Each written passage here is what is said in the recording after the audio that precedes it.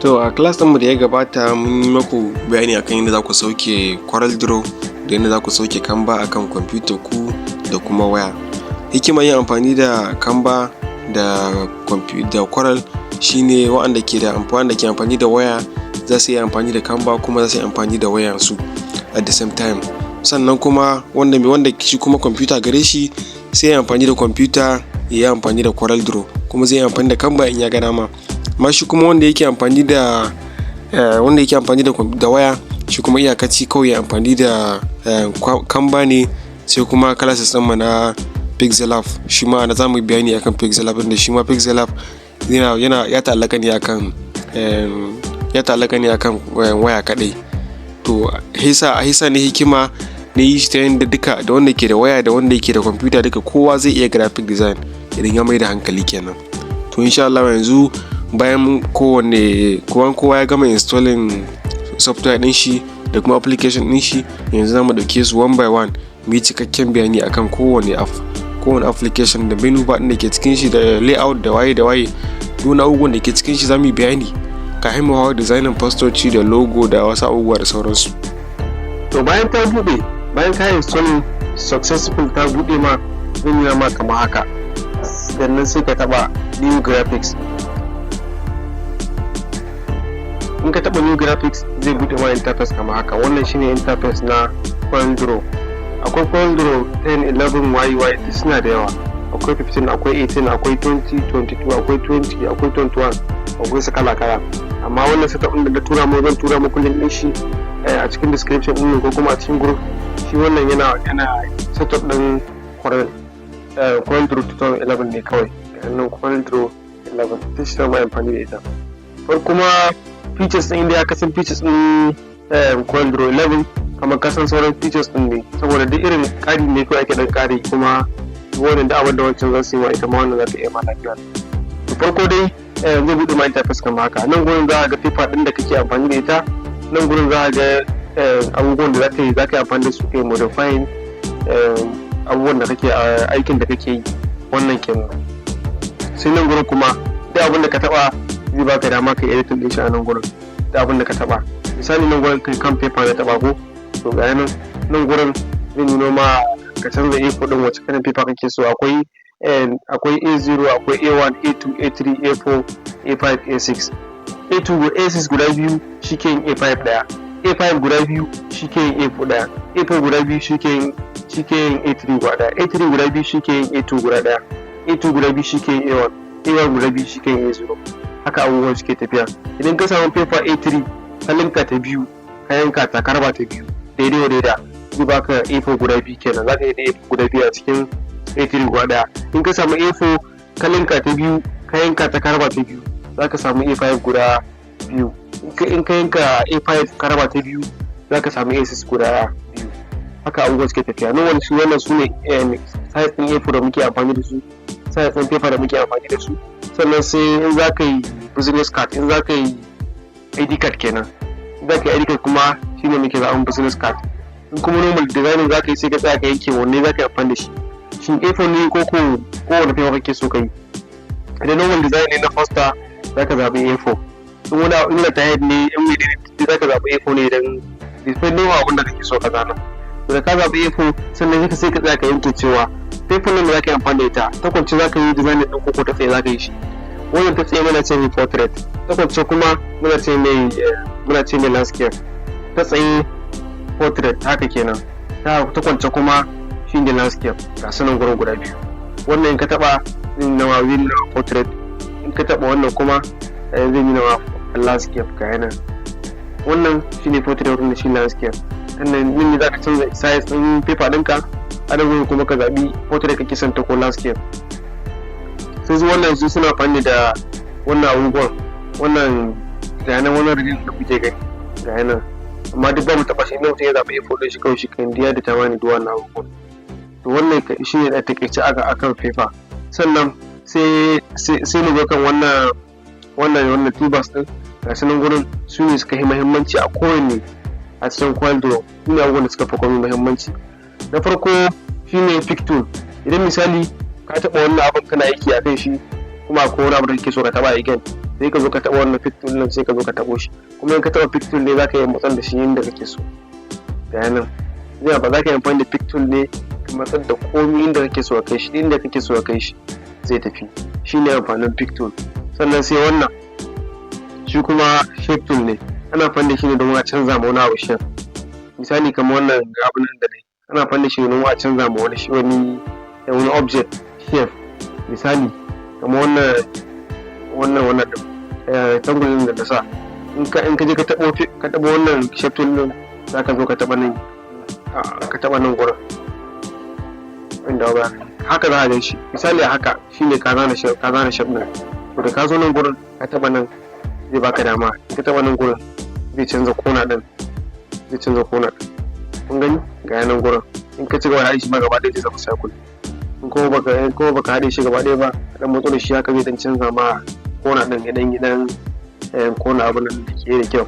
To kamar yadda ya ce da abin da ka taɓa nan gurin sama zai rika nuno ma yadda za ka yi editing din shi. In ka taɓa paper ya nuno ma ka canza paper, in ka taɓa shape zai nuno ma yadda za ka yi editing din shape da ana sama ga nan gurin. To nan gurin ana amfani da shi don ma ya rotating shi shape din.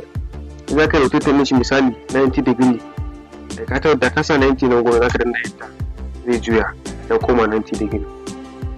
In ka sa shi ka canza 0, shi ma zai canza. Sannan akwai ta hanyar da ake amfani ana rotating din shi shine in ka taɓa object din sai ka zo kan object din daidai wannan angle da tsakiya, sai ka tafi ka ƙara dabawa. In ka taɓa yayin zai baka dama kai rotating yayin nan gurin, kai rotating din shi yanda kake so. Shine amfanin su. Sannan again ka kara taɓa akwai wannan abu flipping top to bottom. Sannan kuma sai shi kuma wannan up and down. Wannan zai ma flipping gefe da gefe, abinda ke nan bangaren hagu zai koma bangaren dama. Shi kuma wannan zai ma flipping ne shi ne abinda ke nan sama zai koma nan ƙasa. Da ku inda graphics zai baka dama duk kai amfani da wannan abubuwa, kama take yi. Akwai abubuwan da zai kama shi kai amfani da wannan abubuwan kasu nan. In wannan in ka taɓa wannan za ku ga ya juya, nan ya dawo nan gurin ya dawo nan. In ka taɓa zai ƙara dawowa nan ma haka. In kai sama zai dawo ƙasa da ya dawo sama. Shi ne amfanin su. Sai nan gurin shi kuma ana canza outline ne, boldness da wannan outline nan. A shape abu guda biyu ne, akwai kalan ciki kuma akwai ta waje. Haka shape ke kowane irin shape ne, za mu zo duka sanin shape da kala-kala. Amma a shape ɗin wannan kowane shape da ka sani a ciki akwai kala kuma waje ma akwai kala. Haka shi ma text ciki akwai kala kuma waje ma akwai kala, depending da yadda kake son graphics ɗinka ya kasance. In kana so ya kasance ciki akwai kala, waje ma akwai kala, biye ka saita shi. Ko baka so ya kace kalan wajen ba gaba ɗaya. To yanzu haka yadda wannan abu yake, bayan ka je ka taɓa wannan rectangle ka zo ka haka, babu kala a ciki, iyakaci ta wajen ce kawai, iyakaci kala wajen ce kawai. To da ka tashi nan gurin za ka zaɓi shi wannan outline color din, outline nan kana so yanayin bolding da kake so yayi. Misali yanzu yana a wannan yana highlight ne, ka tashi ka tayi in ka sa 1 zai karu, in ka sa 2 zai karu, in ka sa shi ma zai karu. Ga yanan system yana ta karuwa, yanda ka sa shi yana kake so ka sa shi haka za ka sa shi. Shine wannan highlight color. Sannan shi kuma wannan shi kuma misali da na gaya muku, idan ka zo ka taɓa shape din, ka zo ka taɓa wannan shape color din, shape tool din, za ka zo ka taɓa shi haka sai baka kona. To idan kuma kona din ba, idan kuma kai so kake kai editing din shi ka canza mai fasali, ba wai kona kadai kake so ka canza ba fa, to sai ka zo ka taɓa nan gurin, ga nan gurin convert to curve, zai koma curve. Instead of yana a shape zai koma curve. Daga nan za ka yi taɓa shi inda kake so. Da kai kuma ta da shi zuwa curve, daga nan za ka yi motsar da shi inda kake so. Ka taɓa shi za ka yi shi inda kake so. Wannan ma haka. Nan. Idan kuma ka zo ka taɓa nan, taɓa kan misali daga nan gurin zuwa nan, ko wannan zuwa nan, ko wannan zuwa nan, ko wannan layukan yanzu sun koma layuka ne, sun tashi daga shape. Saboda yanzu za ka yi motsa su da yadda kake so ka juya su. Sai ne ya taɓa wannan layin.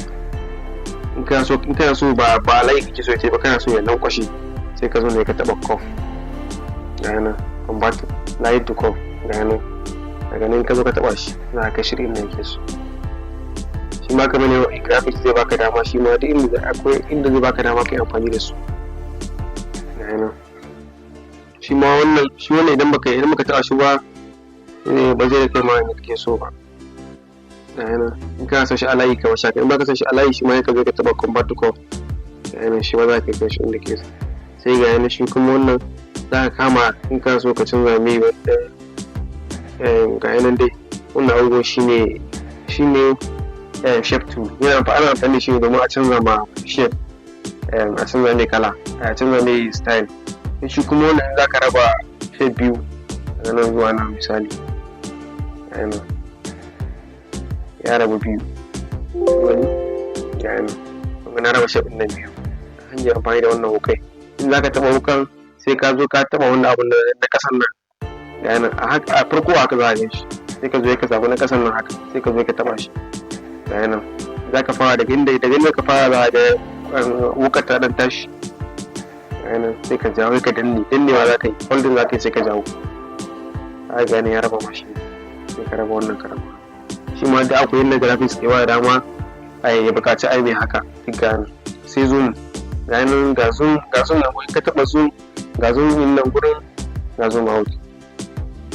In ka zo ka gama kai misali ka haka, kana so ka tafi ga wannan shi kadai ya kano wa kadai ke so ga da kai ka zo ka danne haka ka ja da ka gan shi haka ga zai ka kai inda ka halatin ka kara yin haka zai rigi matsa ma ne zai matsa da kai hakan inda ka halatin zai ya gina a kuma maximum ya kai inda ka yi zoom kenan.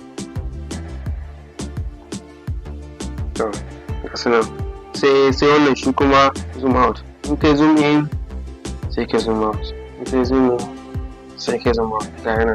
Shi kuma ka taɓa wannan shi kuma zai kai ka ima su mai duk wani abu da ke cikin wani graphics da ke cikin wani draw din zai haɗo shi guri guda sai ya buɗe ma shi da za a gan shi duk inda abu yake zai gano wa shi ne amfani. Shi kuma wani ɗayan wani noma da masu amfani wannan zoom in da zoom out.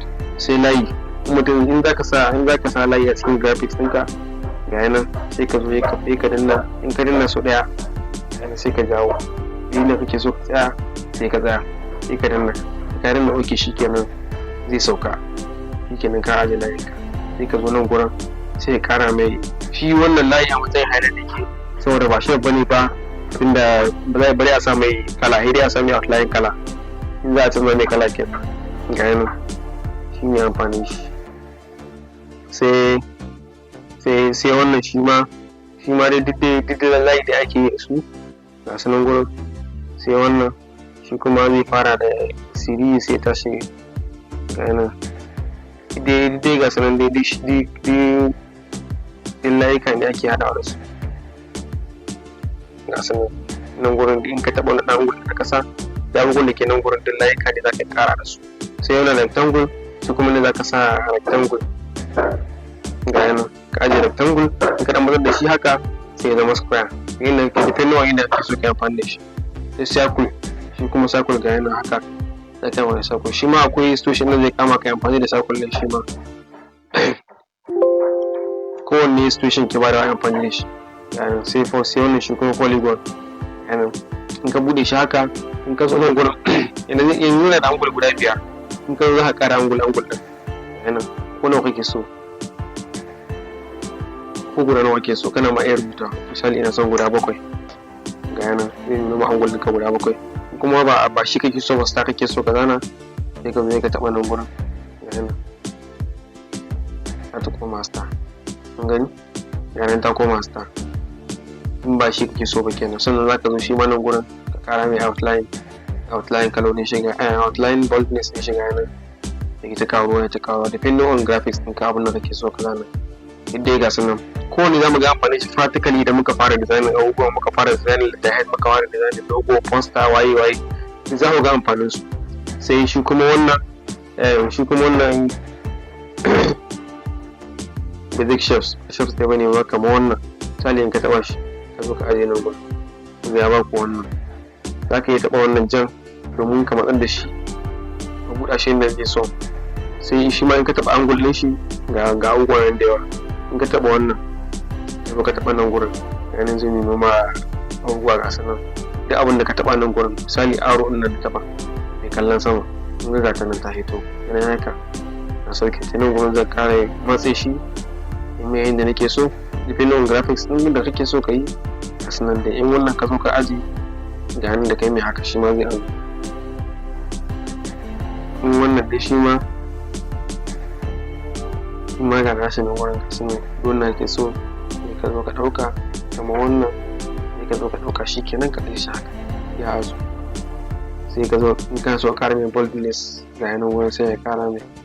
In muka zo gurin kala za ku ga yadda za a sa masa kala, inda za a sa cikin kala kuma a samu wajen kala. In muka zo kan kala sai shi kuma wannan text in za ka rubutu shi kuma sai ka zo ka taɓa wannan A ɗin, da ka zo ka taɓa A ɗin sai ka zo ka taɓa nan, kana taɓawa zai baka dama ka rubutu. Gani ya fara blinking sai ka rubuta da abin da yake so ka rubuta.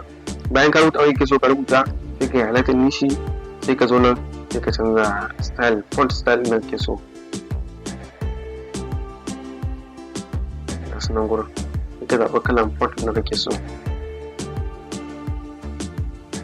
Sannan duk font da ka zaɓa shi ne zama za ka yi amfani da haka ƙara mai girma, kuma su za ka yi amfani da nan gurin misali rubuta 100. Gani gane haka in ka ga 100 ɗin kamar ya yi yawa da yawa kana son 60 extra 60, kuma ba 60 kake so, in ma 40 kake so ka rubuta 40 shi dai baka zai ga nan gurin. To nan gurin idan font ɗin zai yi bold ɗin shi zai baka dama kai bold, in za a yi italic zai baka dama kai italic, amma wannan font ɗin ba su ba da dama a yi ba. Amma bari ku gani amma wannan kun ga ba dama a yi italic ɗin shi to ya ɗan yi to wannan muku ilaha alwahid. Wannan yanzu kuma shi wannan babu, tun da ke samu wanda yake ba da dama a bolding ba su ba da dama. Sai outline shi kuma wannan outline ne kan underline ke sorry, shi kuma wannan underline ne za ka yi underline da rubutun ga yana. Sai shi kuma wannan za ka yi alignment ake ce mai, ko ka wanda rubutun ya zama center, ko ka sashi ya zama tsakiya, ko ka sashi ya zama gefe. Misali mutum yana tafiya haka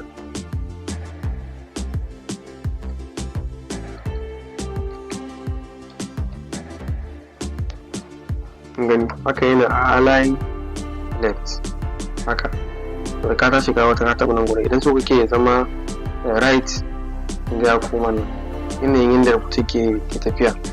Don kuma kana so ka yi justify ɗin shi a center ya dawo center gaba ɗin shi ya jera a haka gani gaban mutum. Shi kuma wannan sai justifying shi kuma gaba daya za su zama da nan din gaba daya duk ya tafi, kowane ya cika ko'ina, shi ne yake cin justifying. To haka shi ne ainihin yadda abu in ka so ka editing ne sai ka wannan kamar na gaya muku da abin da ka taba a nan sama zai baka dama ka editing shi da abin da ka taba. In yi gwanin da yake text na taba gani ya zo na dama in canza font, in canza wannan size ɗin shi, in mera shi italic, in mera shi underline sai ga su nan. In kuma zai taɓa shape gani shi ma zai bada dama in canza in yi wani da shi, in yi rotating ɗin shi, flipping ɗin shi up and down.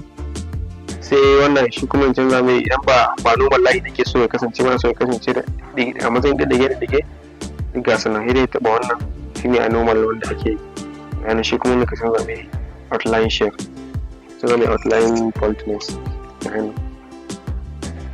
To wannan kenan text. Sai shi kuma wannan shadow, misali wannan shape din,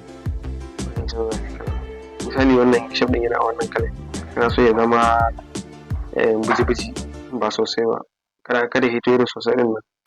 To da ka taba wannan abun sai ka zo ka taba ka fara taba shape din da kake so ka canza mu. Misali wannan shape shi kake so in canza mu, sai yanzu in taba nan, in na taba sai yanzu nan uniform, na zaɓi uniform shi kenan kun ga ya rage boldness misali a yadda yake. Bayan ka ga ya rage da alamun cewa ya hau nan gurin shi ne za ka ƙara mai wannan da transparency din ga yana. Misali yanzu yana 50, in ka ƙara misali 60 sai ƙarin buji-buji, in ka ƙara kai shi 80 zai ƙara ragewa, zai ragewa. Shi ne ake ce ma watermark. In za da tag muna sa hoton kungiya ko hoton kamfani a matsayin da tag can ƙasa daga tsakiya haka, inda rubutu zai iya hawa sama kuma a ganshi lafiya lau, amma kuma logon ya hito a sama. Shi ne ake ce ma watermark. Da wannan abu ake amfani a yi wannan abu. Sai wannan accessory, wannan ma accessory, wannan ma ka accessory duka. Sai mu muhimmanci a nan gurin shi ne shadow. Kamar in kana rubutu ko kana so ka samu shape shadow shi kai da ka zo ka taba wannan shadow din sai ka zo kan shape din sai ka taba shi. Sorry, misali wannan shine shape da kake so ka canza ma ka samu shadow da ka taba shi sai ka zo sai ka jawo ta haka.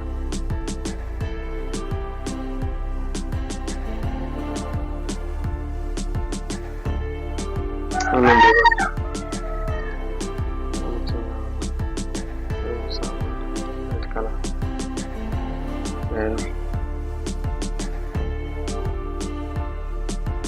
gani ga shadow nan ya fito.